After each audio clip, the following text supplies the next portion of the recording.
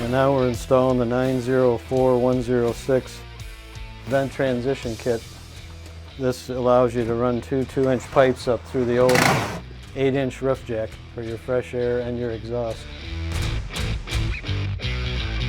So we are installing the new duct connector. We have the ductwork prep.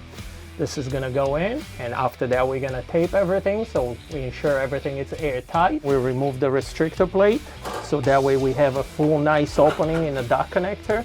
On this application we are able to line everything up down there so we achieve the right amount of CFM in order to displace as much air as possible.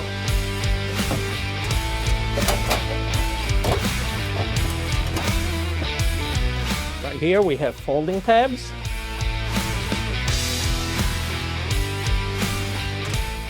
Make sure your duct connector is properly screwed in place.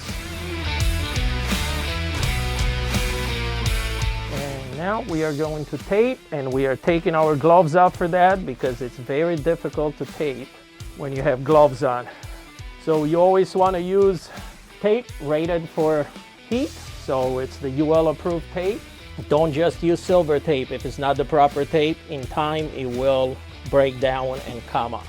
What I do, I always measure, see what I want to tape. So let's vacuum this really quick, and then we'll be ready for action.